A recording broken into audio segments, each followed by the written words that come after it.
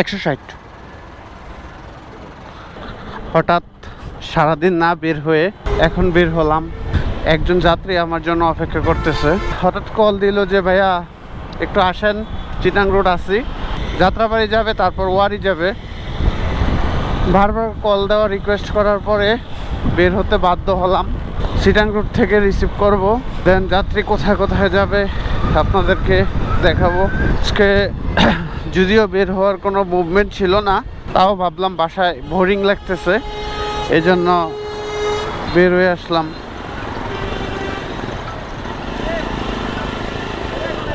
Hello, হ্যাঁ আসতেছি আর একটু। যাত্রী আমার জন্য অপেক্ষা করতেছে, কল দিল।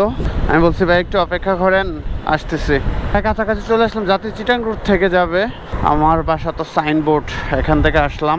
দেখি যাত্রী কোথায় যায়, তারপরে দুই একটা ট্রিপ মারতে পারি কিনা আপনাদের মাঝে শেয়ার করব। যেহেতু রাত্রে বের হয়েছে, আবার বেশি দেরি করব না, বাসায় চলে যাব। আসসালামু আলাইকুম আনিস ভাই, ভালো আছেন?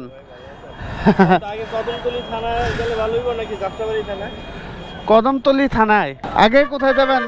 থানায় আগে রায়েরবাগ চলি। হ্যাঁ, কই থেকে আসলেন? যাত্রীকে নিয়ে নিলাম, যাবে হচ্ছে কদমতলী থানা, রায়েরবাগ। যাত্রাবাড়ি যাবে, হয়তো কোনো কাজ আছে। তারপর যাত্রীকে কাজ শেষ করে একটা ট্রিপ মারতে পারি কিনা আপনাদের মাঝে শেয়ার করব, যদি ট্রিপ পাই। আজকে রবিবার, ইনশাল্লাহ আশা রাখি পাবো। আচ্ছা, তা রায়েরবাগ হইলে আমি চিনছি, সমস্যা নাই। থানার সামনে আমরা চলে যাব। রায়েরবাগ কদমতলী থানা যাচ্ছে, যাত্রী আগে ওইখানে যাবে, তারপর যাত্রাবাড়ি। হ্যাঁ, আগে রায়েরবাগ যাব, তারপরে যাত্রাবাড়ি যাব। পার্মানেন্ট ট্রিপ মারি না, তাও কিছু কিছু পরিচিত কাছের ভাই ব্রাদার অ্যাকসেপ্ট করি। আমরা নিয়ে লাস্ট কই জানি গেছিলাম, ঢাকা উদ্যান। হ্যাঁ, ওইখানে ওই চাটা খাইছিলাম, মনে আছে আমার। এই হচ্ছে কদমতলী থানা, যাত্রীর জন্য অপেক্ষা করতেছি। যাত্রী আসলে তারপর যাত্রীকে নিয়ে যাত্রাবাড়ি যাব, দেন ওয়ারি যাব। দেখি কতক্ষণ লাগে।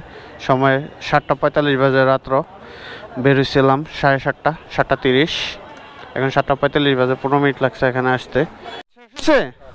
ওকে, আলহামদুলিল্লাহ। ওঠেন। এখন কোথায় যাব? যাত্রাবাড়ি থানা। যাত্রাবাড়ি থানাটা তো ওই যে ব্রিজের ওই পাশে।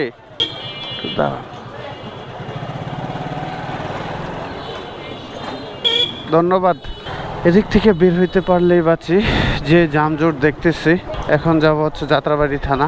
কদমতলী থানার কাজ শেষ, মেন রোডে আসলাম। অটো রিক্সার জাম পুরাই ভয়ঙ্কর, যেখানে যাবেন 10-15 মিনিট আপনার লস্ট হবে। অটো রিক্সার জাম লাগলে আর ছুটতে চায় না। ওকে, আপনাদের সাথে যাত্রাবাড়ি থানা গিয়ে কথা বলতেছি। ঠিক আছে, এখানে দাঁড়াইলাম। হ্যাঁ, যাত্রাবাড়ি থানা তো অনেক বড়। যাত্রী কদমতলী থানা থেকে যাত্রাবাড়ি থানা আসলো। দেখি এখানে কতক্ষণ ওয়েট করে, যাত্রীর জন্য একটু অপেক্ষা করি, দেন তারপর আবার রওনা দিব। হয়তো বা যাত্রী ওয়ারি যাবে, মেবি। চলে আসলো যাত্রী। কি ফায়ার সার্ভিসে যাবেন? আমি এদিকে একটা দেখছি আশেপাশে, বাইরে চলেন জিজ্ঞেস করি।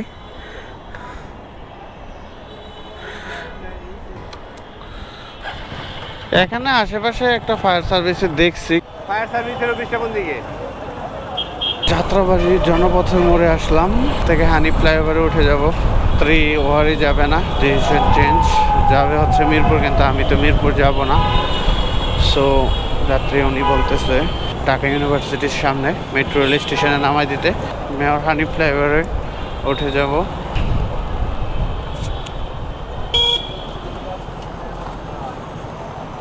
হানি ফ্লাইওভারে তো আবার অনেক সময় গুলিস্তানের মাথায় অনেক জাম থাকে।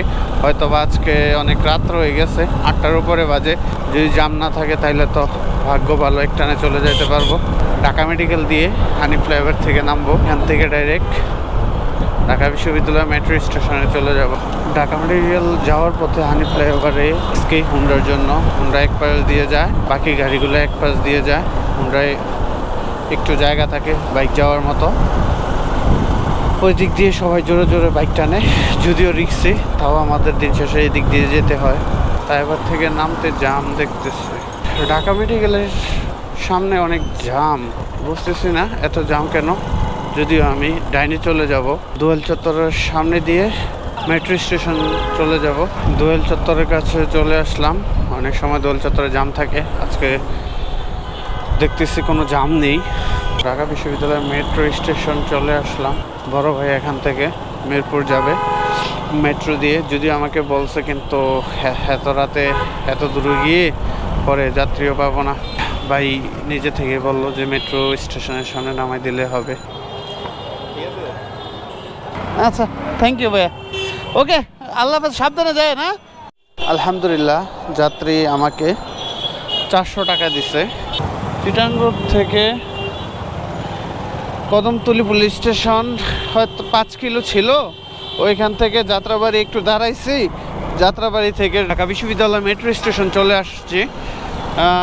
ভাই আমাকে 400 টাকা দিছে। হয়তো 12 কিলোর মতো চালাইছি গাড়ি।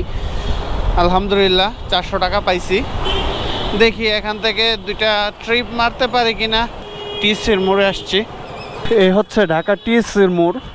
দেখি এখান থেকে কোনো ট্রিপ পাই কিনা। যদিও একটা পাইছিলাম, কামরাঙ্গীরচর যাবে, কিন্তু আমি ওইদিকে যাব না, এই কারণে না করে দিয়েছি। দেখি কাছে কিনারে 2-একটা ট্রিপ পেলে একটা যাত্রী নিলাম, যাবে হচ্ছে শনিয়াকড়া শাহবাগ থেকে। উবারে দেখলাম ভাড়া 154 টাকা। যদিও ভিতরে, কিন্তু আমি বলছি ভিতরে যাব না, রাস্তায় নামাবো, হয়তো ভাড়া একটু কম আসতে পারে। দেখি কত পাই। শহীদ মিনারের কাছ দিয়ে হানিফ ফ্লাইওভারে উঠে যাব। ঠান্ডা হাওয়া বাইতেছে, মনে হচ্ছে বৃষ্টি হবে রাত্রে। টাকা ইনকাম করা অনেক কষ্টের। যেই লাউ সেই কদু। ঢাকা মেডিকেলের সামনে দিয়ে আসলাম, এখান দিয়ে এসে দেখি জাম লাগে আছে রাস্তার মধ্যে।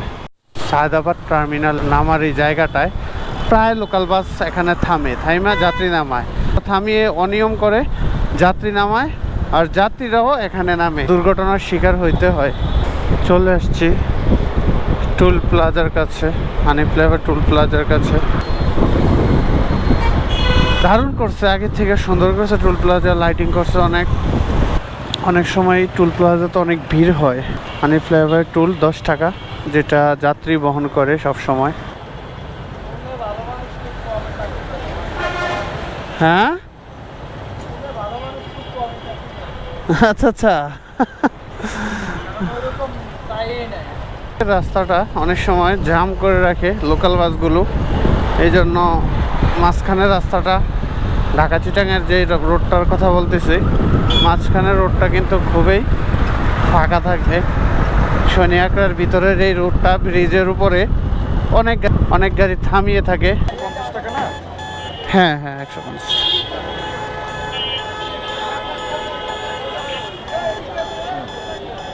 এই যে 146.85 আসছে আর কি। 3 টাকার মতো বেশি দিলেন ভাই। হেলমেট যাত্রী থেকে আলহামদুলিল্লাহ 150 টাকা পাইলাম। তাহলে টোটাল ইনকাম করলাম কত? 400 আর 150, 550 টাকা। তেল নিয়েছিলাম 160 টাকার। মোটামুটি 1 ঘন্টায় শেয়ার করছে, 1 ঘন্টা 20 মিনিট হবে। ইনকাম করলাম 550 টাকা। এখন বাসায় চলে যাব, আর ট্রিপ মারবো না। আল্লাহ বাঁচাইলে কালকে বের হব।